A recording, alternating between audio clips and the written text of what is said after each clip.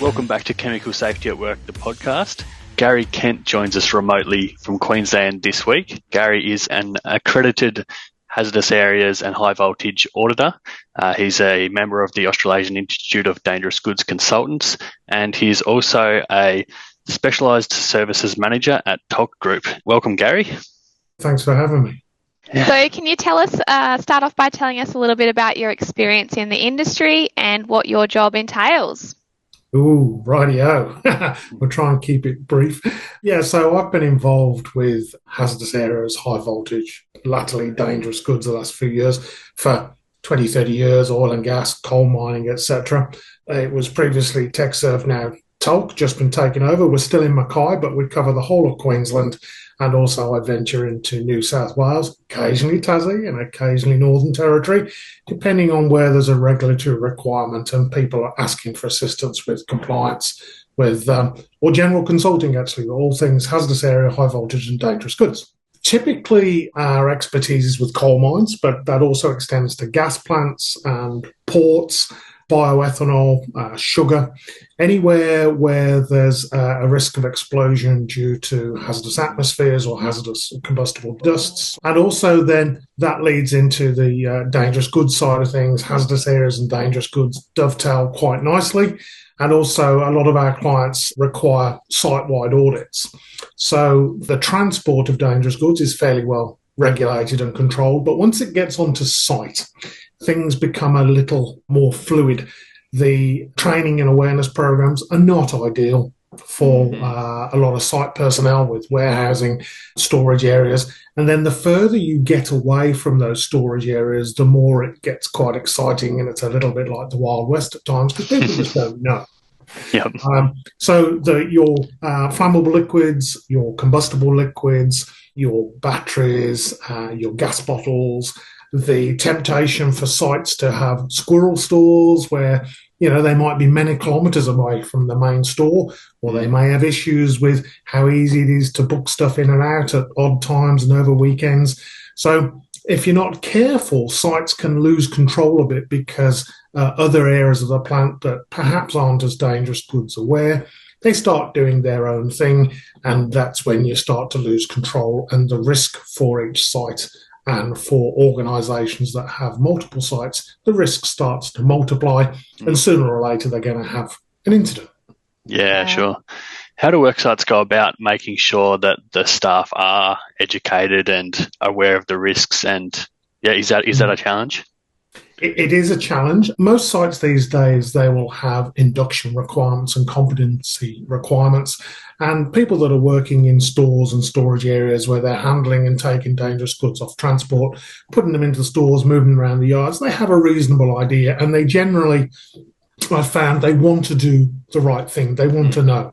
But other than occasional dangerous goods awareness courses, there's not a lot out there in terms of national certification, recognised certifications for people that need to control and handle dangerous goods. So we do find there is rather a gap in the knowledge. And then once you move away to workshops and contractor alleys, as I call them, where you have multiple contractors spread across sites, where sometimes they have dangerous goods cabinets, sometimes not, sometimes they're all mixed up, sometimes it's the back of trucks. On a fairly large scale, that's when you tend to find that there's shortcomings in the training and awareness for dangerous goods, people that have a need, but it's a challenge. Yeah, absolutely. And I guess that's where Tolk Group comes in, or your role in particular. So how can you support these organisations with these rather tangly situations, I guess? Well, certainly. When it's a formal hazardous area, that's fairly easy. We can classify it, we can do the drawings, the zone drawings. I'm accredited auditor as well, so within house we can control that design process, documentation process, and check that it's compliant. But where that relates to the dangerous goods and control of, where we seem to do well with a lot of clients is we extend that auditing process to say, well, let's come and have a look, see what you've got, and relative to the approximately 6 to 8 main dangerous goods standards, we look at well, how are you handling it when it comes off the transport? Where are you putting the stuff? Where are your flammable liquids? Where are your combustibles? Where are things sneaking past and ending up in general population in stores when really they should be segregated and grouped together with like dangerous goods? And a perfect example is combustible liquids with flammable liquids. So your oils, your greases, your adhesives, those things, they sneak by quite a lot. Checking how they've got their separation and segregation, checking their quantities, their minor storage levels versus their major storage levels, the applicability then of either part or all of the relevant Australian standards, and completing an audit review. So we say, right, relevant to this standard, here's your different clauses where you've got tick, cross, fail, and then comments and photographic evidence as to where they may be falling short and how they can fix things. And we recognise that they can't do it immediately, but a lot of our relationships with clients have been built up over a number of years now, got a lot of repeat business, so you can see incremental improvements. And what clients like is that consistency of approach. If they've got 10, 15 sites, then we'll go around and look at all of them, apply the same metrics to them all, and they get a consistent reporting format out of us for all of their sites. So then the individual site managers or the group managers can then start to say, oh, we've got some system issues here, or we've got a specific problem on this site. And occasionally sites do go backwards, sometimes because they've changed personnel or they've suddenly increased their work throughput. So it's a case for them to keep track of things and to close out actions. And then when I go back the following year, just to see how things are sitting. Yeah, absolutely. So you mentioned the vastness of some of these work sites, or particularly thinking about mine sites, the remoteness, the multiple locations, the vast workspaces, work sites. What are some of the other challenges around managing dangerous goods, particular to mining sites? I think it's that they end up sometimes with changing scenarios where workplaces, it's almost like tidal, where they might need to move whole departments because of mining areas encroaching. They might need to reposition areas, get them refenced, move things. The other one is keeping track of their materials as well. So a lot of the sites use ChemAlert systems, which is it's a good product, but it's a behemoth.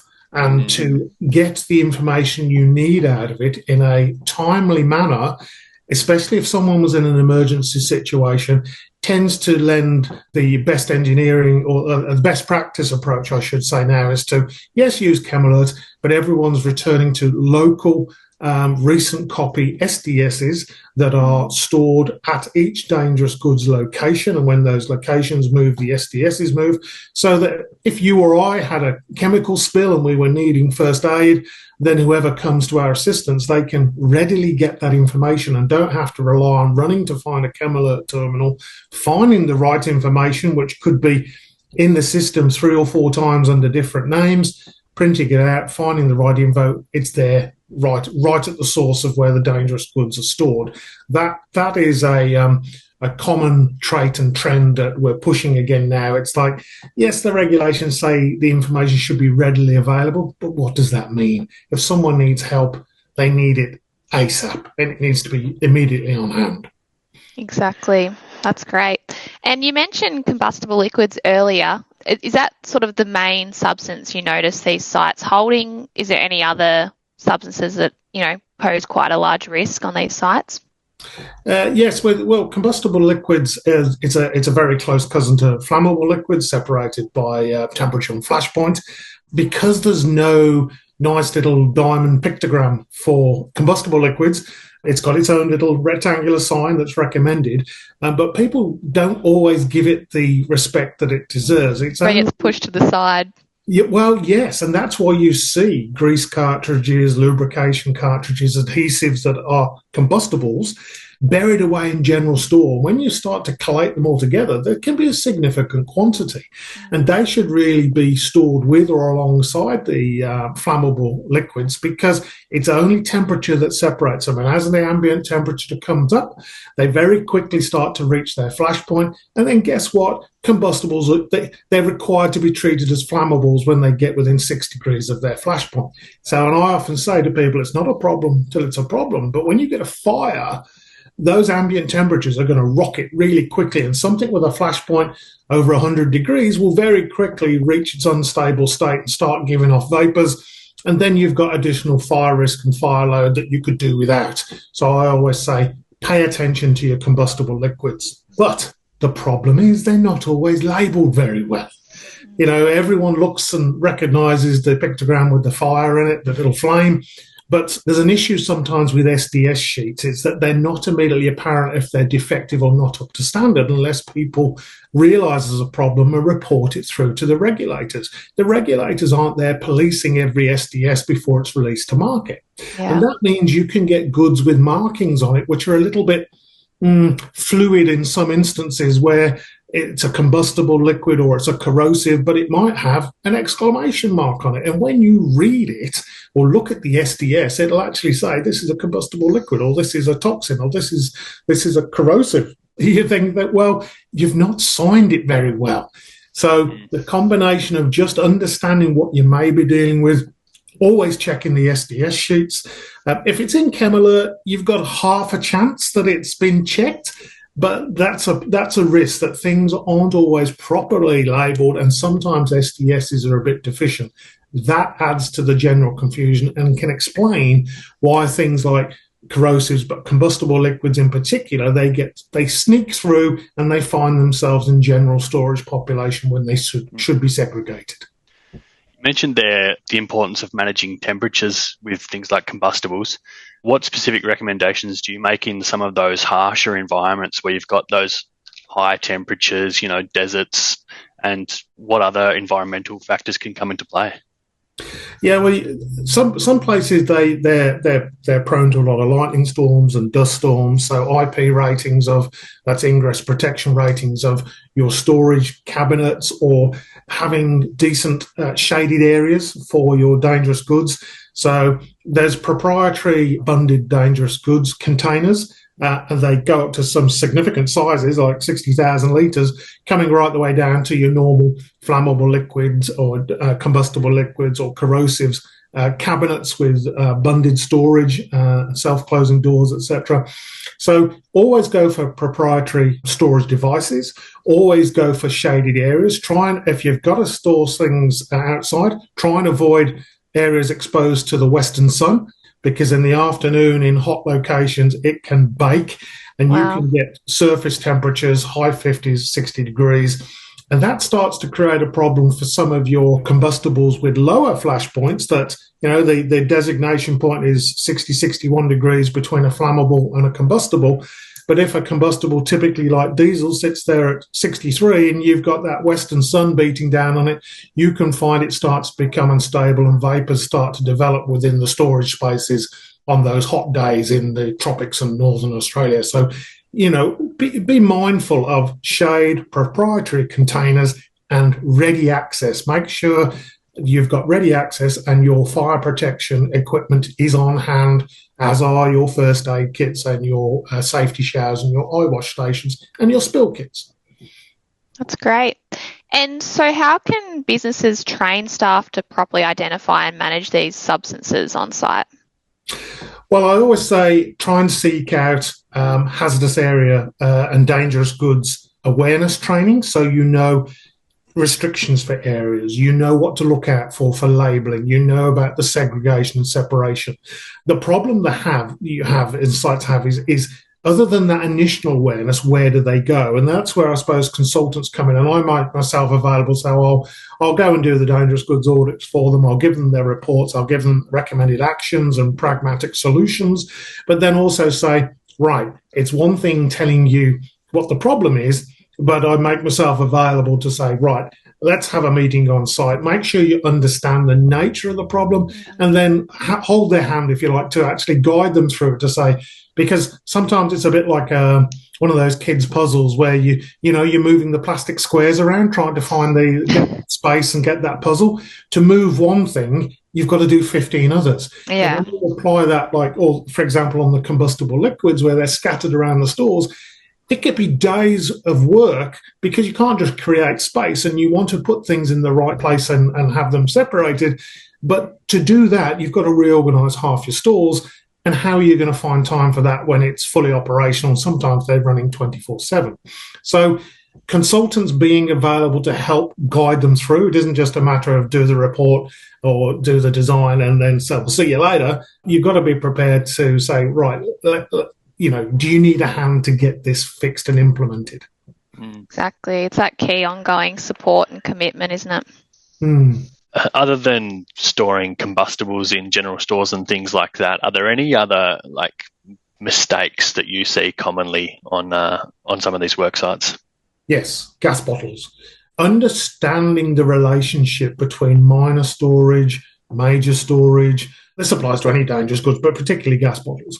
But then where your legislation will call up your placarding limits for quantities, and then it goes into manifesting limits, which are reportable to the regulators, and having the information readily available at the site entrance for your external fire authorities.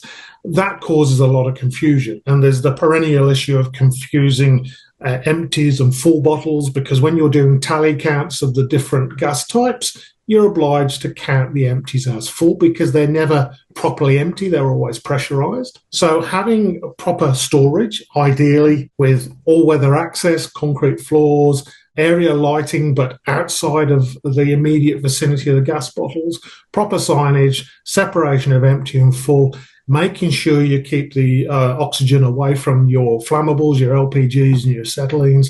That seems to be a problem. And what leads to this is inventory control. Sometimes with these sites, they have remote inventory facilities where persons other than the immediate site buying officers will control when to flag purchase orders, and the system can incorrectly generate. I need 6 more.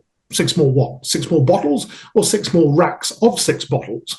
And then you can find that next minute you get this big delivery arrive on site and they go, oh, what are we going to do with this? It creates an overspill.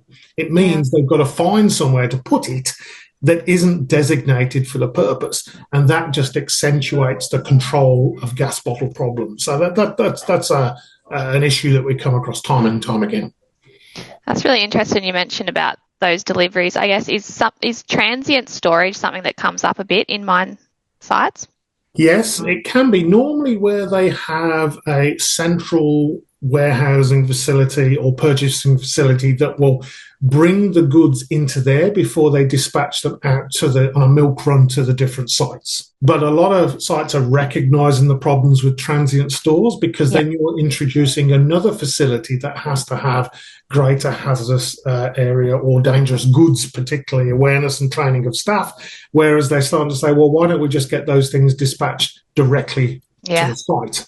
So transit stores, not as much of a problem as they used to be, but certainly your transport companies, the tolls of this world, the IPEX, they would certainly have ongoing issues where they're holding things for multiple different clients.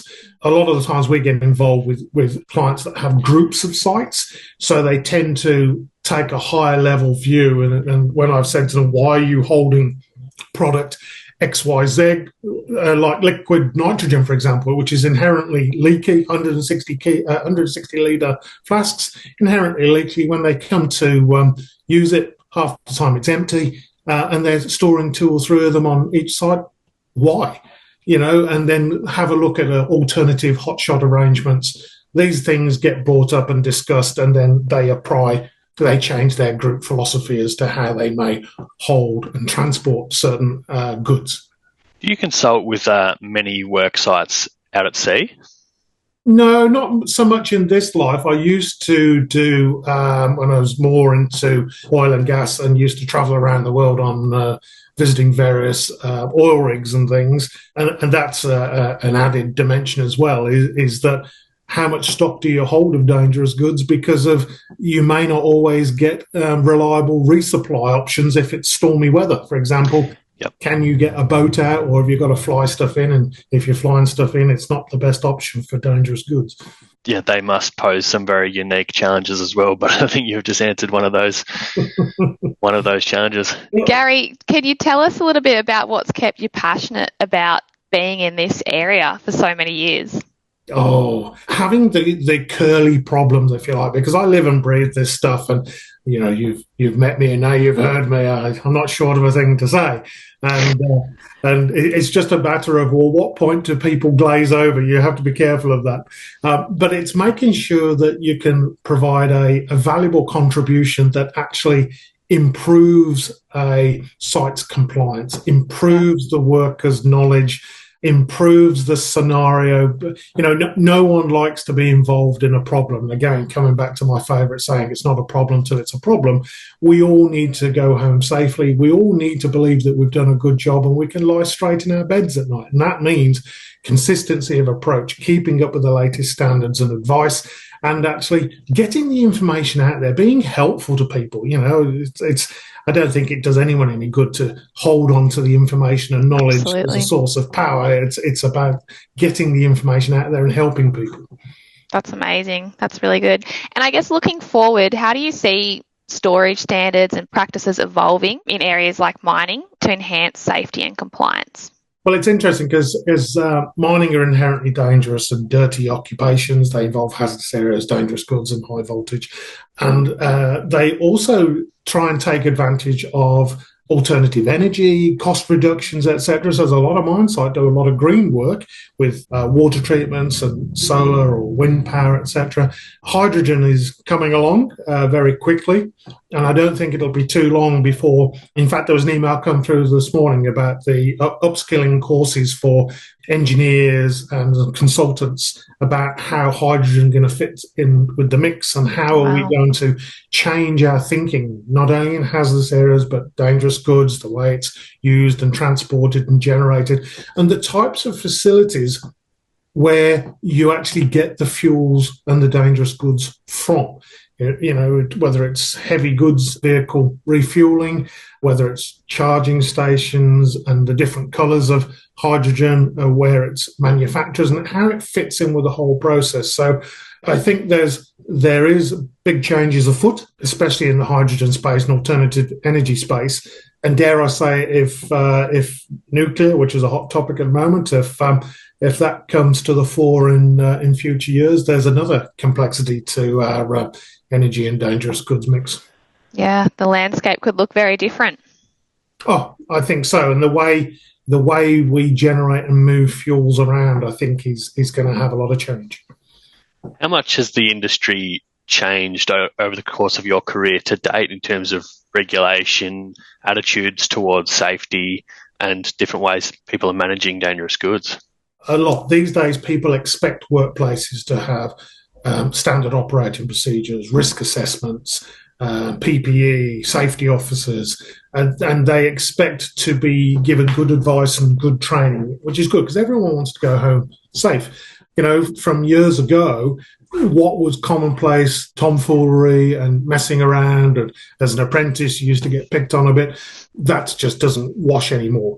And also the advent of having more women in engineering and mine sites and things, that's a positive. You've only got to look at what might be happening overseas. And so occasionally we get involved in overseas consultancy as client representatives to go and check out equipment and goods to see if they're going to comply with Australian standards and what the client might have to do to them to make them acceptable for use in their site. And when you see some of the safety standards on foreign sites and manufacturing facilities, it's like stepping back in time, and it makes you realise just how far we've come, especially in leading manufacturing nations such as Australia, where health and safety compliances and regulatory standards are such a big impact. Yeah, and I think it's a good thing. That's very promising to hear. Are there any other trends or innovations in hazardous materials management that you see shaping the future of safety and compliance in the industry? I think the use of mobile devices like phones and apps to track quantities, to track storage locations, to upload audit results and photographs of conditions, both on a maintaining and compliance aspect, but also in terms of potential accident and risk assessment, knowledge and assistance. There's an awful lot, I think, that can be done in that space. And I think we'll see more and more of that information coming onto your phones and tablets to make it easier to say, well, what am I storing where? What does it currently look like? What was the latest information? Have I even got CCTV there to see what the conditions are like, etc.? Just so you can keep the more up-to-date information you have, the better your decision-making ability. Is there any sort of major tips or any final comments you'd like to share with our subscribers as to how they could improve their safety on site today? Don't be shy. Ask. You know, you've got to get past that, oh, I don't want to ask that question because I might sound stupid. Chances are someone else is thinking about it. But I think if you can find consultants that are happy and engaging and happy to provide the advice and just go the extra mile to say, okay, well, this is what you need to do. And rightio, now you're going to need assistance with how to do it. But make yourself available so that if people don't know, they can pick up the phone or they can drop you an email, send you a text and just ask. As I say, one of the things I enjoy is the particularly curly nature of things that you may have not come across before, and you go, oh, need to think about that. Yeah. And also, you know, it's a learning process. It's we're applying experience and knowledge of standards and regulations, but it's important to talk to people on the site to understand how they do things and why they do what they do, because there may be some valid rationale that we've not considered as an outside consultant, and it's go, oh, okay, this is why they do that, and that could put a whole new light onto how you then interpret and give them potential solutions, because I don't believe anyone goes to work to do a bad job or to be unsafe. It's normally because of there's reasons why they're having to do stuff or because they don't know of a certain requirement. Thank you very much for joining us on the Chemical Safety at Work podcast. It's been very insightful and we've learned a lot, especially around mine sites. It'll be great to stay connected, and we'll obviously drop a link in the show notes below so our listeners can find you and find out a bit more about yourself and Tolk Group and the services you provide. And to the listeners, thank you very much for tuning in again. Hope you got a lot out of today's episode. Tune in again next week. We'll be discussing lithium-ion batteries again, but this time with electrical engineer and sealed performance batteries director, Ryan Hammond. We'll talk to you then.